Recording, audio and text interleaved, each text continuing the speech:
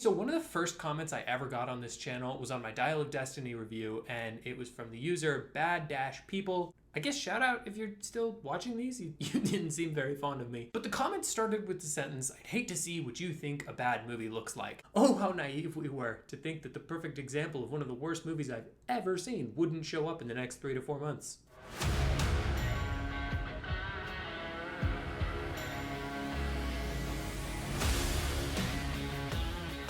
Hey, what's up? My name is John Bonjour. I'm an artist and a film enthusiast. Most of the time I do a review and art. Not gonna do that because this movie sucks very much. It's not good. Don't like it. I guess I'm kind of letting the cat out of the bag pretty quick here, but I mean, it's the fourth Expendables movie. Did we think it was gonna be great? To be fully honest, I've only seen the first Expendables, and then I kind of went, this isn't for me. I saw the trailer for this, and I mean, you know, a guy can only be so strong, okay? I saw Jason Statham, one thing led to another, and here we are. Now I'm gonna review this movie. I have been racking my brain this whole time trying to think of good things to say about this movie. I try to keep it positive, I try to keep it light. I can't with this movie. The best and only good thing that I can say is this movie has Jason Statham in it, and he is still Jason Statham, and this movie has Iko Uwais in it from the Raid movies, and he is also in this movie. Those are the two things that I can say about it that are good. Some of the action choreography is pretty decent. You have these two guys who are really good at making fights believable, making them exciting and kind of kinetic, and sometimes that plays through. I think that might just be in spite of everything this movie's trying to do, but it's still entertaining here and there. The most notably bad thing about this movie is absolutely the writing. If you told me that an AI wrote this, I wouldn't believe you. Do you want to know why? Because I think an AI might write a smarter movie than this. The early scenes of dialogue in this movie genuinely made me think about standing up and walking out. The only thing that kept me in my seat was the knowledge that, as these movies kind of tend to do, probably the back half of this, people wouldn't be doing a lot of talking. That sounds not good. That sounds not good. It's not that kind of movie. That might be a better version of this movie, but it's not that kind of movie. While it does get to those action sequences where you don't have to care if it's written well because people are just shooting a bunch of guys, it takes so long to get to that, and maybe it's just because the non-action sequences feel like they are grinding to a halt. I think there is maybe one joke that landed in this movie, and there are so many attempts. Conservatively, I think the ratio of jokes that work to jokes that don't work in this movie is probably 1 to like 65. That's not good. This movie also banks pretty heavily on you being emotionally invested, which, granted, maybe if I had seen 1, 2, and 3 and then watched 4, I would be like, oh no, this is all super well-written character work. But I just don't get the feeling that that's true. I think the reliance on you caring that this is Sylvester Stallone and not, like, I don't know, Douglas? What was that guy's name? I literally don't know what his name was. The captain, the chief man. You were supposed to care so deeply about him within the first 15 minutes that the rest of the movie feels like it has any impact.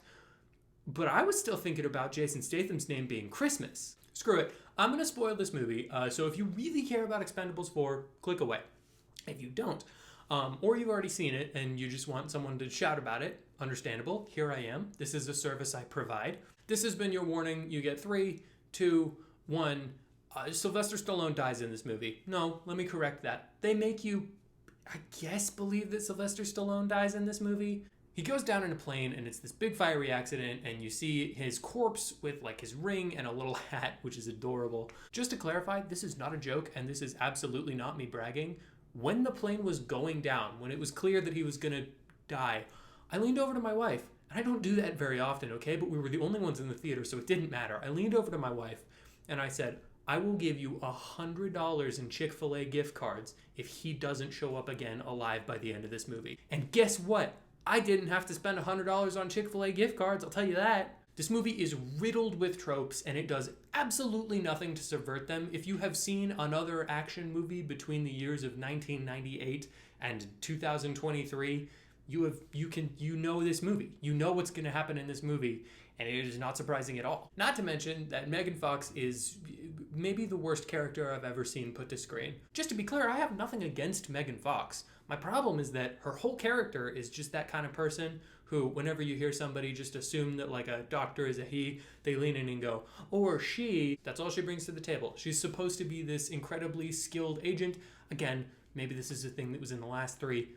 Couldn't give a shit. I really couldn't. But She's supposed to be this really skilled agent, and we never see that. She shoots a couple of guys, but this is the Expend4bles movie, so if you don't shoot a couple of guys, I assume you can't move your arms. They don't even go to the effort of giving her a scene where she gets to one-up somebody. They just say that she would and go, that seems like feminism, I think we're fine.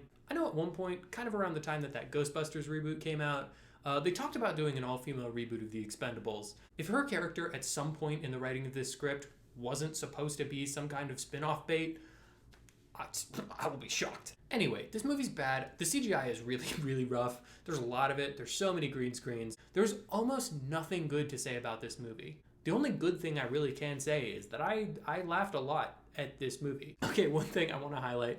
There's a scene early on where I don't even know what the context is because it already smoothed my brain over by the time we got to it.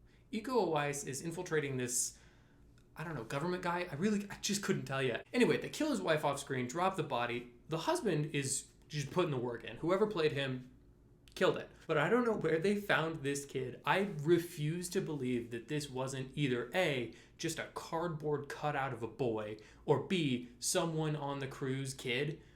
Because he's supposed to be in this situation with a gun to his head freaking out because his mom just died and his dad's about to get killed. And the whole time, all he does, the only facial expression he makes is... I'm not joking when I tell you that when this hits streaming, it is worth watching exclusively for that scene. It is 100% the hardest I have ever laughed in a theater. Please don't give your money to this movie. Just like there are so many better movies that we can be putting money toward, especially in this exact moment with all the strikes going on. We need to be supporting financially good movies that are well written, well acted, just, quality art, and not sending the message to the studios that if you just make another thing in a series, whether it's good or not, we'll pay for it. I also understand that I'm talking out of both sides of my mouth because I don't care what Marvel puts out. I'm gonna go spend my money on it. So if this is for you, go see it. Enjoy the hell out of it because you probably will. If you really like this kind of movie and you're okay turning your brain off, I've got movies like that. I understand. This just wasn't one for me. I can't say that this is a good movie or that I even recommend it outside of just watching it to laugh at it, and maybe that's enough. Thank you for watching this video and checking out my channel. If you'd like to hear more of my thoughts on movies, comics, TV shows, cactuses, just hit the like button, hit the subscribe button, hit that little bell, comment down below what you'd like me to review next, and I will probably do it, or maybe I won't, or do none of that because I am not your dad. Iko Uwais, conservatively, I think the ratio of word joke, you see a corpse with his